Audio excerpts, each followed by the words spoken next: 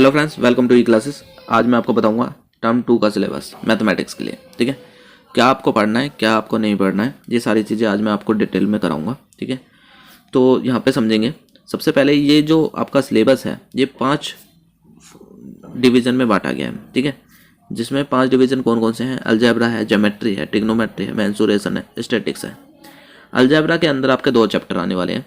तो chapter number 4 और 5 आपका आएगा, जो कि क्वाड्रेटिक इक्वेशन है एंड अर्थमेटिक प्रोग्रेशन है। ठीक है, तो इनके मार्क्स की जो कैटेगरी वो 10 नंबर में आने वाली है। तो अलजेब्रा आपकी 10 नंबर की है, यहाँ आपने समझना है 10 नंबर की अलजेब्रा में क्वाड्रेटिक इक्वेशन है, अर्थमेटिक है।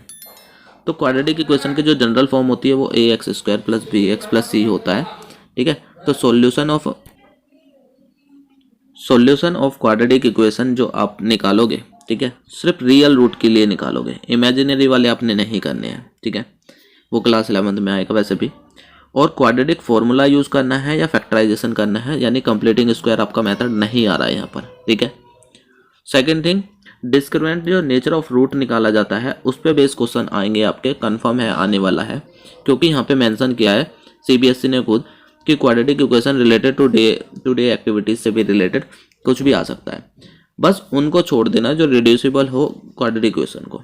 ठीक है, यानी पहले क्वाड्रेटिक इक्वेशन लाई जाए फिर उसके बाद बनाया जाए, ऐसी प्रॉब्लम आपने नहीं करनी है। ठीक है, ये था चैप्टर नंबर 4 का। ठीक है, अब देखते हैं चैप्टर 5 में क्या क्या चीज़ें आने वाली हैं। तो चैप्टर 5 में जितने भी अर्थमेटिक प्रोग्रेशन में आपकी एपी में nth टर्म से रिगार्डिंग जितने भी क्वेश्चन है वो आपने सारे करने हैं। यहाँ तक कि इसका डेरिवेशन भी आपने पढ़ना है, क्योंकि यहाँ पे मेंशन है derivation of the nth term. ठीक है, and sum of n terms, n terms का भी डेरिवेशन सम में भी निकालना है आपको। ठीक है, यहाँ पे सम वो वाले छोड़ देने हैं जो आपके वर्ड प्रॉब्लम है, मतलब डेली लाइफ वाले, जैसे उसने बैंक से पैसे निकाले, ये करा वो करा, ऐसे कोई भी क्वेश्चन नहीं आने वाले हैं। ठीक है, क्योंकि ऐसा सीधा सीधा इन्होंने मेंशन कर दिया है। ठीक है, ओके, आगे से समझते हैं अब कौन कौन से। तो सेकंड ब्रांच आती है ज्योमेट्री मैथमेटिक्स की। तो ज्योमेट्री में क्या क्या है वो समझते हैं। तो ज्योमेट्री में 2 चैप्टर आपके आएंगे, पहला चैप्टर सर्कल, सेकेंड कंस्ट्रक्शन। तो ये ज्योमेट्री जो है आपकी 9 नंबर की आने वाली है, 9 मार्क्स की। ठीक है, 9 मार्क्स इन दोनों चैप्टर से लिए जाएंगे। सर्कल में क्या क्या आएगा? Tangent to a circle at a point of contact, tangent के बारे में पूछा जाएगा सर्कल की।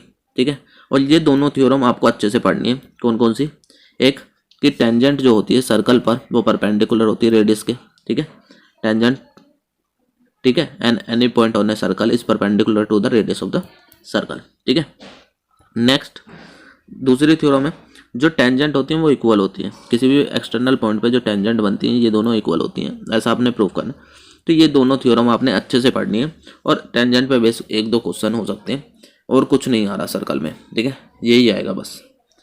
कंस्ट्रक्शन की बात करें तो कंस्ट्रक्शन में आपका लाइन को इंटरनली डिवीजन करना है, कितने भी पार्ट में, 5:7, 6:8, मतलब इंटरनली का मतलब है अंदर की तरफ ही जाएंगे, बाहर नहीं जाएगा। ठीक है, एक्सटर्नली नहीं होगा। आगे बात समझ में, ये एक्सक्लूडेड है, यही टॉपिक आएगा। दूसरा, tangent to a circle point outside it, जो टेंजेंट है सर्कल की वो आपने कैसे ड्रॉ करनी है ये आएगा। तो ये 2 टाइप के क्वेश्चन आ रहे हैं कंस्ट्रक्शन से, इन दोनों को मिला के 9 नंबर का आपका आ जाएगा। ठीक है, आगे समझते हैं। अगली ब्रांच आती है आपकी ट्रिग्नोमेट्री। तो ट्रिग्नोमेट्री आ रही है आपकी 7 नंबर की। ठीक है, 7 नंबर में क्या क्या आ रहा है? Height and distance, angle of elevation, angle of depression आपका आ रहा है। सिंपल प्रॉब्लम्स आएंगी, मतलब सिंपल सा ऐसा डाटा दे देंगे, ये 30 डिग्री है, ये पूछ लेगा, कभी ये पूछ लेगा, बस। प्रॉब्लम में जो है 2 ट्राइंगल से ज़्यादा नहीं बनेंगे, मतलब मैक्सिमम 2 ट्राइंगल बनेंगे, ये एक ही हो गया, एक ही हो गया, या फिर कुछ ऐसा कंसेप्ट हो सकता है, ऐसे एक ट्राइंगल ही हो गया, एक ही हो गया, 2 से ज़्यादा नहीं होंगे, और 30, 45, 160 की एंगल पे ही आएगा, ये आपने समझना है। अब मेंसुरेशन का पार्ट देख लेते हैं। तो मेंसुरेशन में आपके कौन से चैप्टर आने वाले हैं? तो मेंसुरेशन आपका आएगा यहाँ पे 6 नंबर का। ठीक है, मेंसुरेशन में आपका सरफेस एरिया एंड वॉल्यूम्स आएगा। ठीक, क्लियर।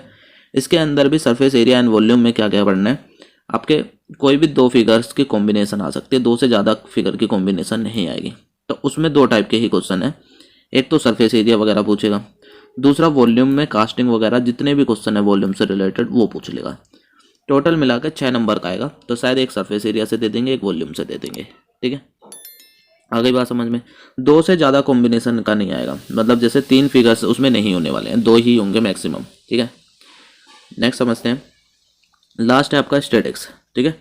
स्टैटिक एंड प्रोबेबिलिटी जो है आपका वो 8 नंबर का आने वाला है, ठीक है। तो स्टैटिक्स में क्या क्या चीज़ें आ रही हैं, मीन आएगा, मोड आएगा, मीडियन आएगी, ठीक है। ग्रुप डाटा का आ जाएगा, ठीक है। और बाई मॉडल सिचुएशन को छोड़ दिया गया है, जिसके 2 मोड है वो सिचुएशन नहीं आने वाली है, सिंगल मोड वाला आएगा, ठीक है।